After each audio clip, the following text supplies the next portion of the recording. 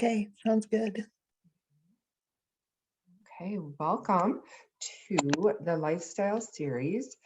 And we'll be talking about a variety of different topics. And today it really begins with self-care. So we're really going to delve into what that means and why it's important to start with self-care as it relates to our own lifestyle. And we'll have some time for chat and we'll go from there.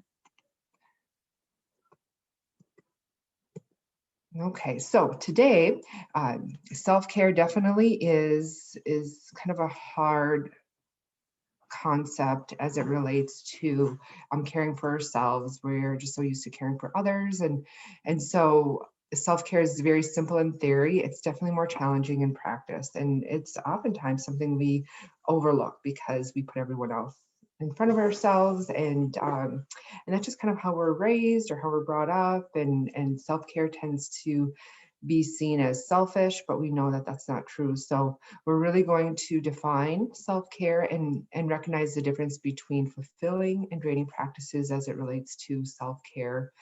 And then really delve into some habits and activities in our own life, practice completing a self-care plan, and then really go into some reflecting, like what is working right now, what isn't, and why, and give you some things to definitely think about. So, what is self care? It's a noun and it's a practice of taking action to preserve or improve one's own health. And so, very important, right? We need our health is top priority. We need to be healthy so then we can do everything we need to do, even for others. And so, self care is most important. And there's another definition, and it's a practice of taking an active role in protecting one's own well-being and happiness, in particular during periods of stress. So what that means is really, it says it right there, like really being an active participant in that self-care. And when things are going well, sometimes it's easier to take care of ourselves, or we don't need to take care of ourselves. It just kind of happens. But during periods of stress, that's when the reflection really makes a big difference of, what's going on right now? Why am I stressed? Am I stressed? What do I need in this moment? So that reflection is so very important. And then we get more into how can we become an active and take that active role in kind of making some changes for the better.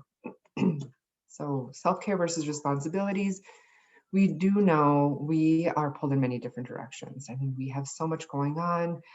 Where is there space and where is there time for self-care? So just kind of looking at these things, your job and career, and that can be a variety of different things as it even relates to hobbies and if we get paid for our hobbies, family, definitely relationships, our living space, our house, car, everything that we take care of. Self-care is even pulled into that because it does take an active role, like I had mentioned before, but it does take uh, some time to really think about it and make a plan around it. And then of course other things, what else, and if you have a piece of paper and pencil, you can even jot that down and kind of think about, what else do you have going on, because that awareness is key when you have all these things listed, like, this is what's going on, and these are the areas that I'm being pulled into. Then you can kind of take a step back and go, yeah, well, of course I don't have time for self-care, and how can I really make that fit into to making what I need for self-care happen so I can like live my best life. So let's kind of look at those fulfilling versus draining self-care practices. And this is so very important because we oftentimes will think that, oh, if I can just sleep for a full day, that means I'll take it. That means I'm taking care of my best self. And that might not always be true. So, what are those fulfilling self care practices? And those are really those that align with your values, health, and purpose. When you get done with them, you feel refreshed and accomplished, and you really feel like yourself. It feels like, oh, this is huge as it relates to my values.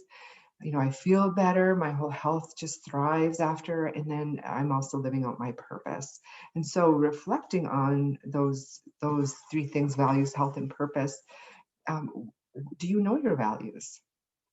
Do you know when you feel your best, what that means to you as it relates to health? And do you know your purpose? And we'll be talking about values, health, and purpose a lot, especially kind of really reflecting on these things, because if you don't know, um, then sometimes it's hard to reflect on that. And not that we need to know what our purpose is in this moment, because sometimes it can take years or a lifetime to know what our purpose is. But sometimes we can kind of get little inklings of what that means to us. And so ideally, our self-care practice feels refreshing, we feel accomplished, and we feel like ourselves, and we feel really good. So those draining self-care practices are those that waste your time. Um, they really serve as activities to procrastinate maybe other projects, maybe other self-care practices that do align with your values, health, and purpose. And so kind of taking even an inventory of how you spend your day. If at the end of the day you say, oh my gosh, why did I waste my time doing that? I don't feel refreshed, accomplished, or I don't even feel like myself. And I thought that would be, something that would help me feel more alive and refreshed, and like I took care of myself. But it didn't. So kind of taking that moment out, and just kind of thinking of that. You know, we'll kind of get a little bit more into this as it relates to some value work. But a good way to start is just to take an inventory of how you spent your day, and of course our responsibilities take a huge role into that. But then reflecting on those responsibilities, like um, so if you woke up at a certain time, and then you took some time to get ready, and then maybe you went to work, and how long did you spend there? Did you take your breaks? Did you take your lunch? What did you do on those breaks and lunch? Did you take that time out to actually do that? And then maybe you came home. What did you do during those times? And then after, once you get kind of a journal of that day, then it's time to kind of just take 30 minutes to 60 no about I'm sorry 30 seconds to about 60 seconds to just reflect on that, to say, okay, how was that activity? Did that uplift me, or did I feel drained, or did I feel refreshed? All those little adjectives. And so when we have that on paper, sometimes it really helps us to go, oh, okay, well, I felt really drained all day because I didn't take a lunch, I didn't take a break, or I did, but during that time I spent that time making phone calls for doctor's appointments, or whatever that is. And so then you can kind of bring it all together, just say, oh, okay, well, what would really help me feel more refreshed on that 15-minute break? And then that's where the real change and that real self-care that can become fulfilling can take hold and take place, and then we can make really good decisions for ourselves. So how do we cultivate ourselves? So very important.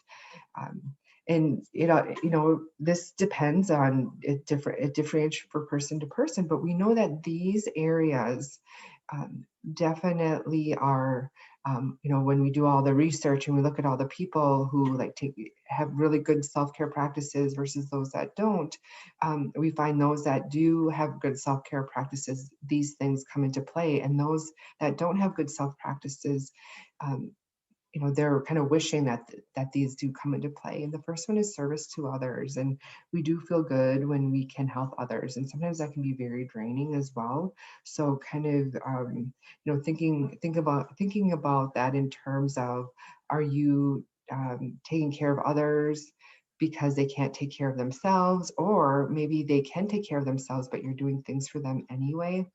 And that can be very draining, especially that second part, when you're doing more for someone else, when they can definitely help out, or they can do things for themselves. So service for others is so very important, even as it relates to fulfilling your values and your purpose. Is there some volunteer opportunities that you really would like to do, in your community, in your neighborhood, that you have time for, that you really want to do, that can really fill your cup in that realm of being part of your community and helping others? The next one is the ability to nurture others. This is so very important as it relates to self-care, because oftentimes if we're not nurturing ourselves, then it's harder for us to nurture others. And when we start caring for ourselves, the nurturing of others kind of changes in a different way, and that feeling is different for everybody. But once people, they've reported that, once they started taking care of themselves, that nurturing others did feel a little bit different. So it's kind of an amazing kind of phenomenon when we feel like we're pushing ourselves so hard to take care of others and not take care of ourselves. Then that switch happens when we do take care of ourselves. Cultivating yourself with energy. You know, some people are introverted, some people are extroverted, and just really knowing that about yourself is so very important. How do you gain your energy? And I have three boys, and they're all so very different. I have my two younger ones. My middle child he could go from sun up to sundown and not even take a break. He could be with others. He can just be go, go, go doing. And that's the same with my younger one. However, he will just crash, and then he'll say, I don't want to be around anybody. I just want to, sit in my bed in silence and read a book, or watch some YouTube videos, or, fill in the blank. I just need to be alone. And, sometimes his older brother doesn't understand that. Like, come on, let's go for a bike ride. We can't just be laying here and sitting around. And so he definitely needs, the difference is kind of interesting. But when we can really nurture that in ourselves, to say, I get my energy from being with other people, and when I'm alone, I kind of have a hard time. But I like to be alone sometimes, of course, as an extrovert. But I do get my energy from being around other people. So kind of having that balance, and the same with introversion, is to be able to say, oh man, I've been around people all day. I need to take 20 minutes and just sit in silence, or listen to the music I want, or just be by myself. I gain my energy from having some solitude and alone time. So finding that balance there too. So there isn't any one person who is only wants to be alone or only wants to be with other people. There is a fine balance there for both introversion and extroversion. So, finding that energy and knowing what works for you. And then that oxygen mask. So you've probably heard that plenty of times, 100 times over, as it relates to, if you've ever flown in the airplane, the stewardess or the flight attendant will say, I'll make sure that you put your oxygen mask on first before you help out the person by you. Because if you don't, what happens is you try to help out the person beside you, and then you pass out, and then they pass out because you were able to fully help them. But if you put the oxygen mask on yourself, you can effectively put that oxygen mask on someone else, and then you can help the whole airplane if you need to. So that's kind of where we're getting into, when you kind of start filling your cup up first, then you have the ability to help others, in the service of others, ability to nurture others, kind of that energy, either if you need to be with people or be in solitude at that moment. So putting that oxygen mask is so important. And then finding out what that means for you as an individual. What self-care activities really allow you to put that oxygen mask on And then you're able to do and live out those values and purposes in any way that you can. The next one is efficiently, effectively, and consistently. So we'll be talking about each one of these separately in a moment. And then the goal is to never run on empty. So, there's a couple different sayings, fill your cup first. And so, basically you can't run on empty. You can't run out of an empty cup, which is definitely true. It's hard to kind of keep going and going and going, but we can do it. But really, are we living our best life? And that is kind of that tipping point. So never run on empty, so very important. And then there's another saying where, what if we fill our cup so much that we never want our cup to tip over, or we never want to pour our cup over into somebody else's cup. The ideal is we fill our cup so much that we're overflowing, and that overflow is, we don't need it. It can go to anybody and everyone. So the ultimate goal is, keeping that cup as full as we can to allow that energy to kind of flow over, and then also preventing that crash. Really important. And it's okay if you do end up kind of crashing every once in a while, because what happens is your body will tell you what it needs to do, or it'll make you do what it needs to do. Like, you'll get sick, you'll need to stay in bed, you'll need to drink lots of water because you're so dehydrated, or whatever that is. And those are sometimes really great aha moments to say, okay, to prevent this next time, what I need to do is I need to make sure I'm carrying a water bottle with me at all times. I need to make sure I'm washing my hands more, or whatever that is, to really prevent that crash. And there's a whole list of things, depending on the person, that comes up with those aha moments. And we know that when we're stressed out, that lowers our immune system, and with our lower immune system, then we're more likely to catch a virus or be sick. So very important to take care of ourselves as we go along here. So let's look at a few acronyms. So the first one is SELF, SELF.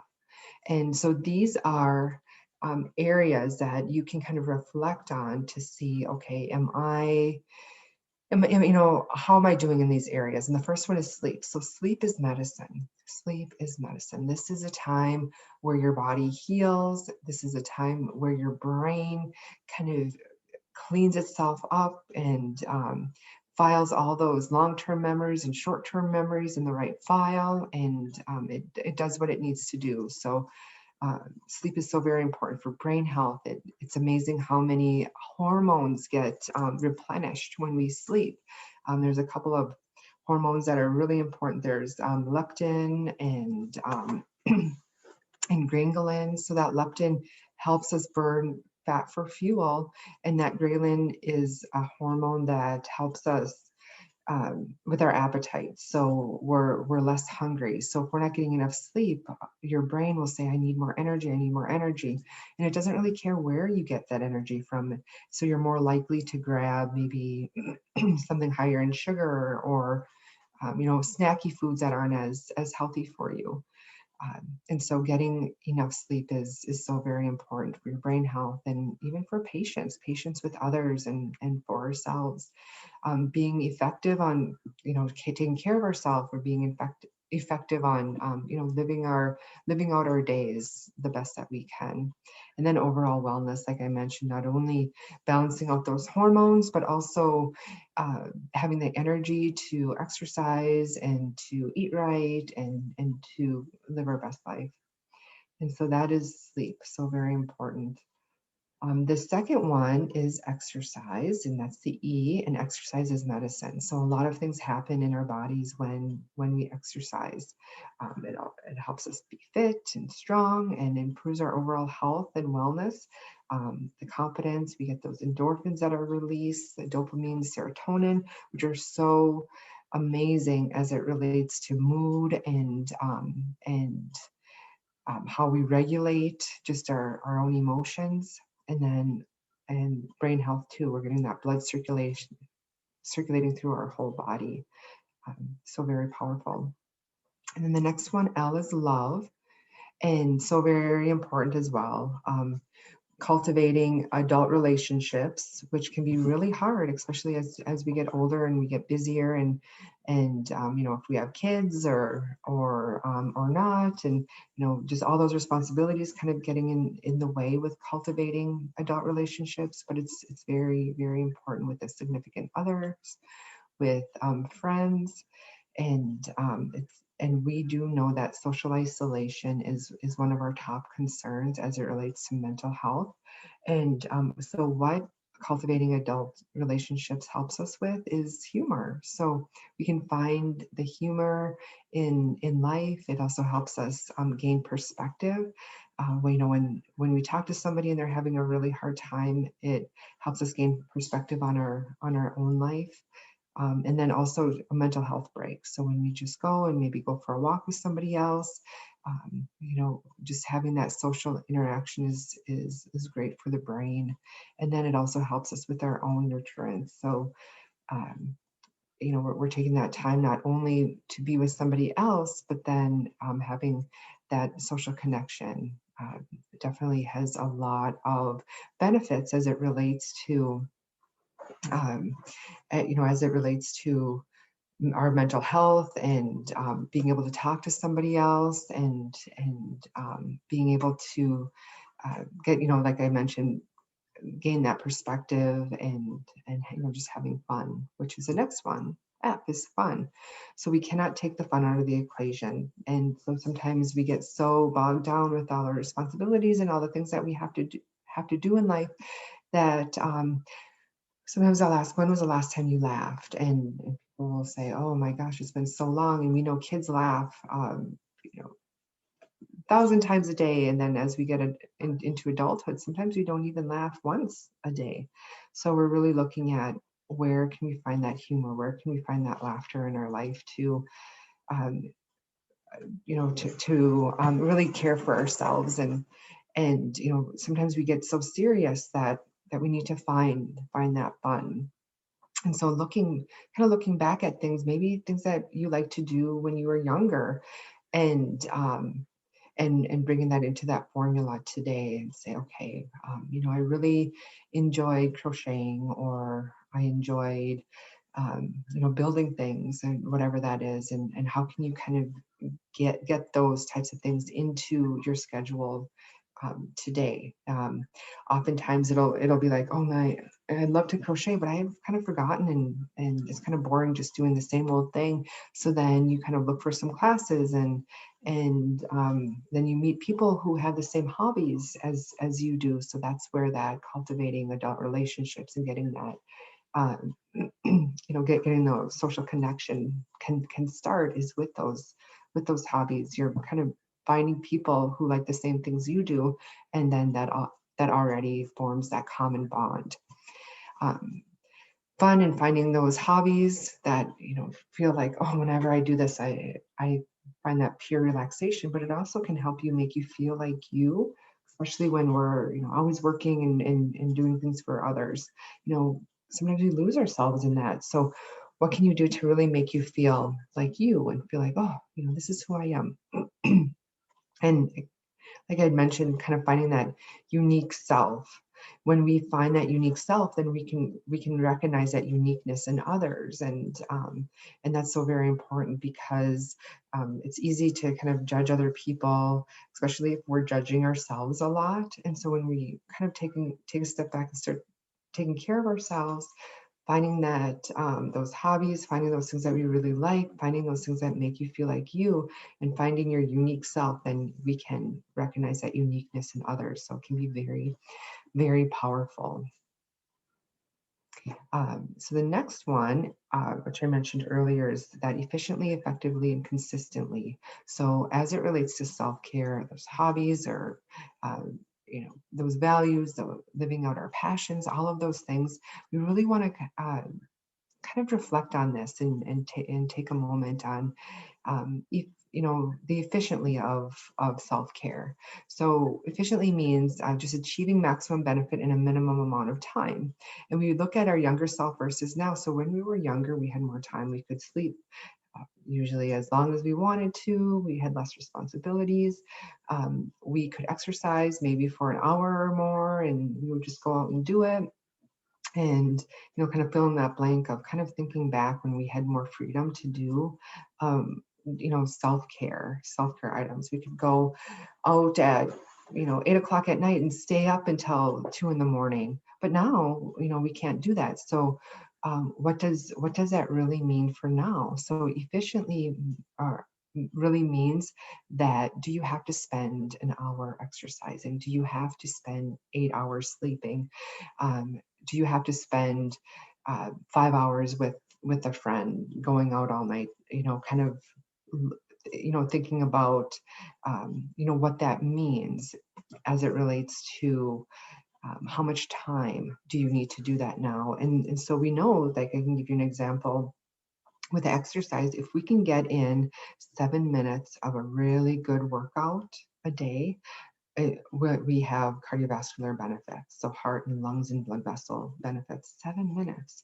And oftentimes we think, oh, I got to get 20, 30, an hour in for it to be efficient. And no, we know that it can be 7 minutes. So oftentimes we think, oh, if I can't spend 2 hours or 3 hours with a friend, it's not worth it. But we know if it's can kind of be a quick check-in, then that's really all we need. And we'll talk about that in just a moment.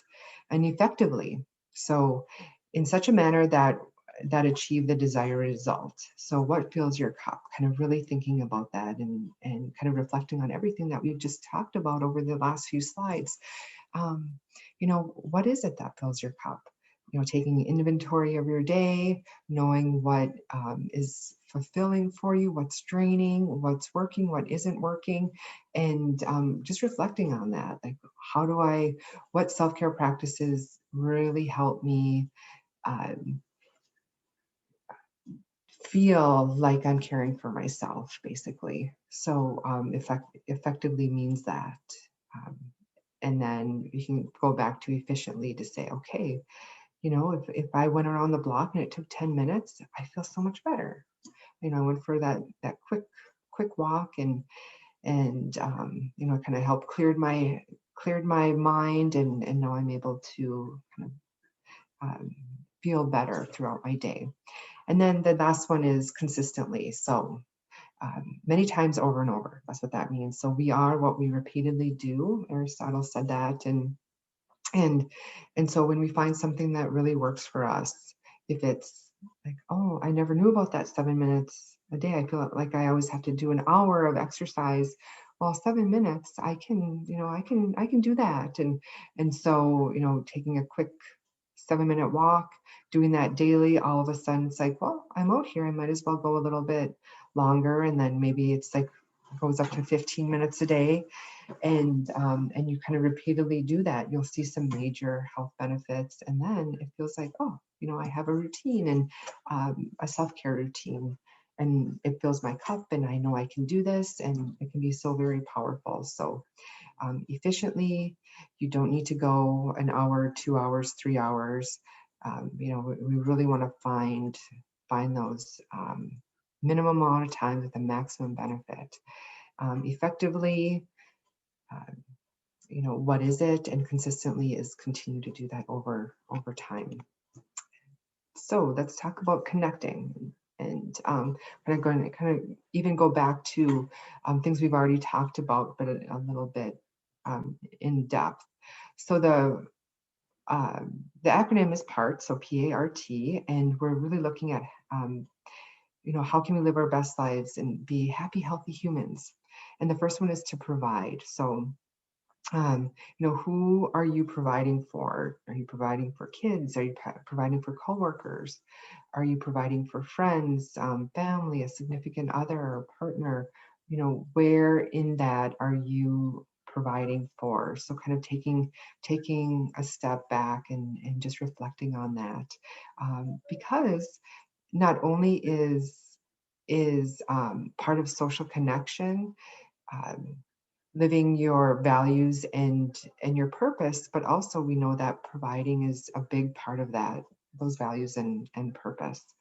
Um, so we provide for other human beings by what we do. We also arrange for other people by logistics and lives for life and opportunities. So if you work and you're working on projects with coworkers, you're arranging different logistics for them. If you have kids and you're setting up doctor's appointments and setting up play dates and setting up lunches and all of those different things, you're arranging these logistics. So very important, and that's part of connecting.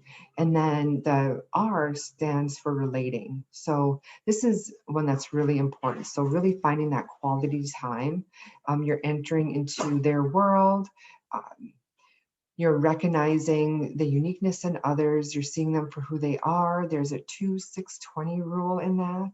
And then you really become the student of the teacher or for the coworker, friends, family, or partner. So you're really relating with them. And so this is where that efficiently comes into play, because when remember when we were younger, we were able to spend more time with friends and maybe even hours. So here's that 2-6-20 rule. So 2 minutes is really all you need, kind of thinking in terms of connecting with other people. So if you send a quick text to somebody and you kind of text back and forth for a couple minutes, you're really making that connection happen. And so if you do that, and that sixth rule is 2 minutes in the morning, 2 minutes when you first see that person, and then 2 minutes before they go to bed, like especially with kids, that's really that's all it takes. And there's that 6 minutes. And or you think about making a phone call, and obviously it usually will last longer than 6 minutes, but sometimes when we're just checking in, it doesn't. So that check-in time. And then that 20-minute rule is really taking the time for 20 minutes to come down to somebody else's um, moment, and just being with them in the moment for 20 minutes. So I can use an example. If I'm really busy, busy with work and doing all these things, and one of my kids comes up to me and goes, "Can you play with me? Can you play with me? Can you play with me?" And they've asked several times. I'm like, "I can't right now. I'm in a meeting," or "I can't right now. I'm doing this." And then taking that next break, or taking that time to just really get down to their level, like play a game with them on the on the floor, and or talking to them, really that eye contact for that little moment of time. And it can be so very powerful, because that 20 minutes is all they need. And then you'll have the rest of the day, or they're off playing. That 20 minutes, they just feel very loved. So even meeting a friend or a family member or a significant other out for coffee or tea, and just spending just a short time with them, and just talking, really helps to connect to other people, to make a big difference, not only in your life, but to them, because we're socially connecting.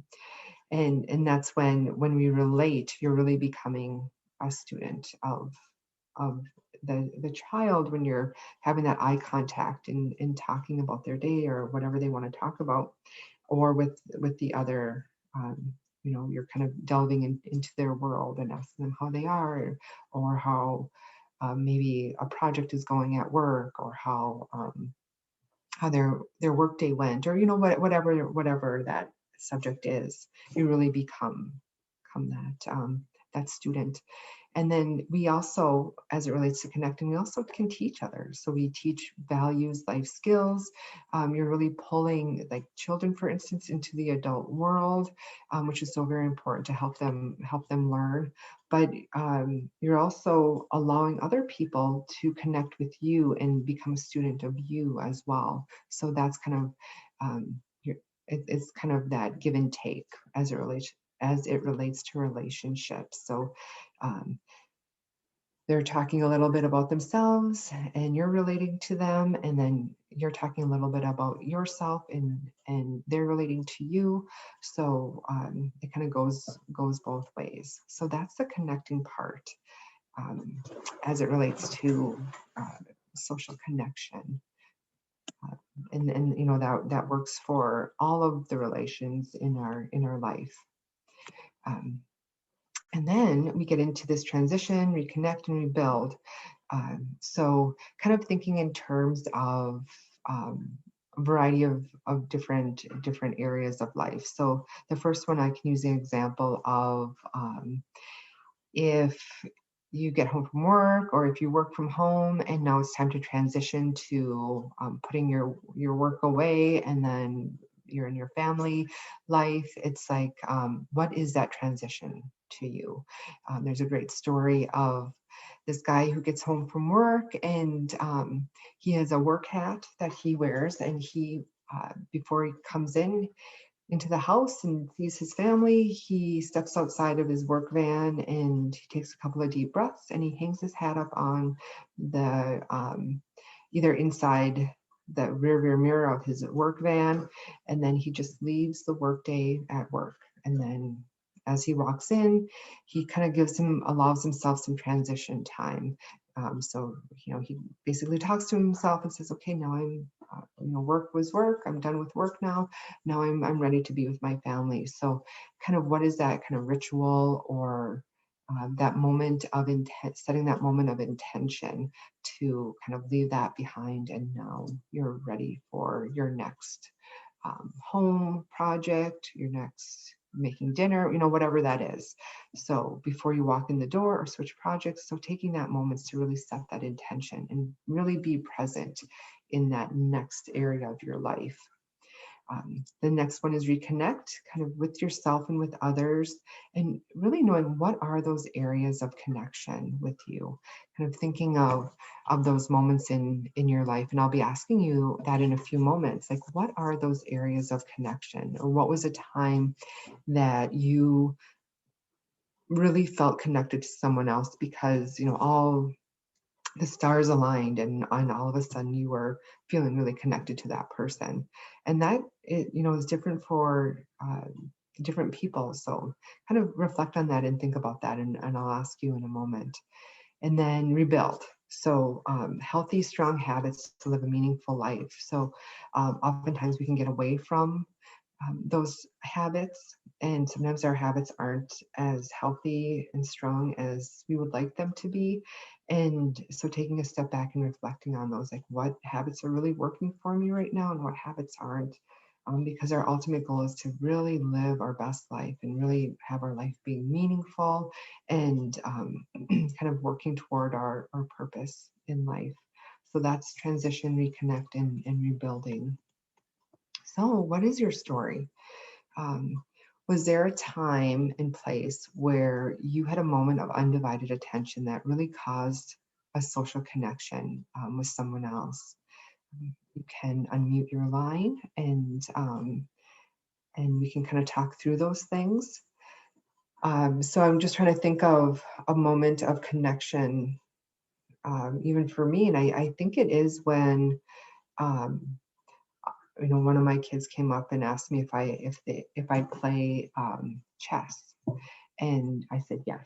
Let's play chess, and let's just take the time and do that. And it was a time where chess, you have to be really focused on your next move, and so it was kind of nice to just be together, have that time and connect and play the game. And then afterwards, after we were done, so over focused on that game, we talked about it, and that really caused that undivided attention. We had that kind of transition time of focusing on playing the game, and then afterwards we were able to chat about that, and then that really um, allowed us to have that transition into talking about other things, and kind of talking about life, and what was on their mind, and or what was on his mind, and it was just that moment of connection. So anything that you can think of that you've had in that moment that you had a moment of undivided attention that really caused connection.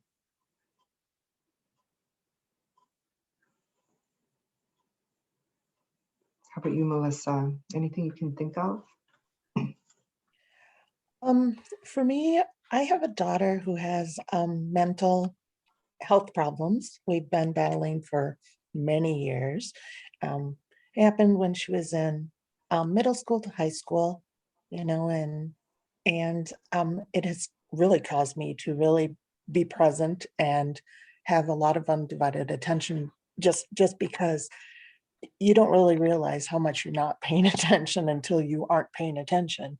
Yes. So as she's grown and we've battled her battles with her, I find now that she's an older adult now. She's in her 20s, but she we've had to kind of start over.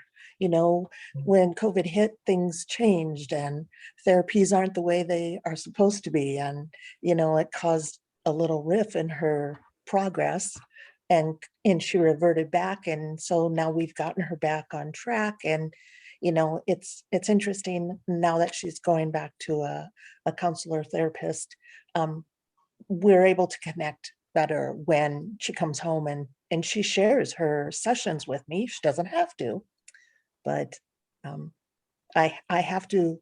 I find that I have to really give my undivided attention to really be present for her, and that's a big one for me.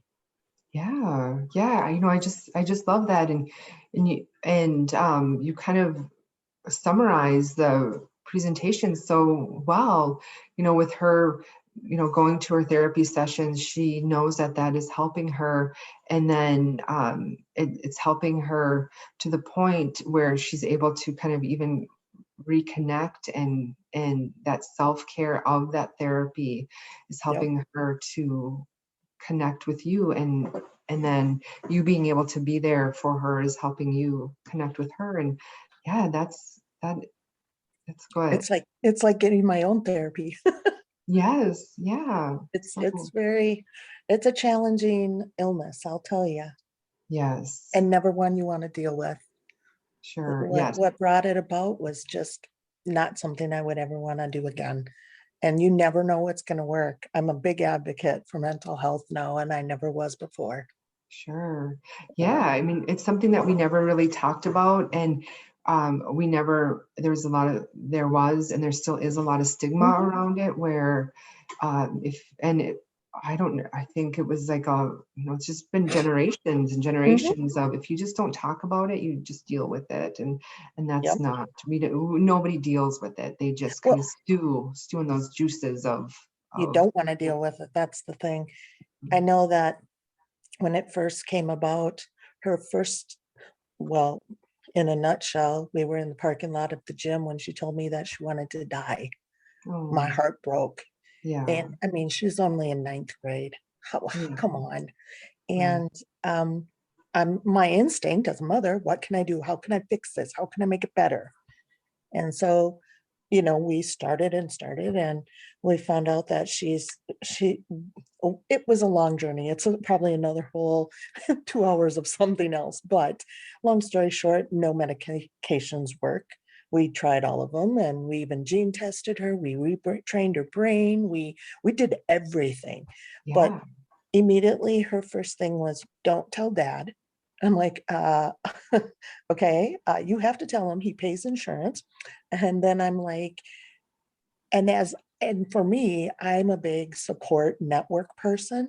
My husband is very much not. He is just like, "Nope, not happening. I don't talk to people. I'm quiet." So my thing is to reach out and talk to people and figure this out and solve whatever I can help solve. And uh, she got mad at me and said, "It's not your story to tell." And I was mhm, like, "It is my story to tell. You are part of my story, and this is part of my life. And if I can help one person, or if I can help two mhm. people," and as it went along, she was more open to the fact that, okay, mom's going to open her mouth, but it was also, okay, you know what? there are other people out there who feel this that don't want to talk about it, but they should. Or they're Right. like, I never knew you could do that, or really in this. And I'm like, just have to open your mouth. Yeah, right. Yeah, you So have to kind of take that next step, which is really scary because what if you get the, oh, your feelings don't matter, or don't talk about them, we don't talk about that stuff, and that can be it's really the stigma. vulnerable.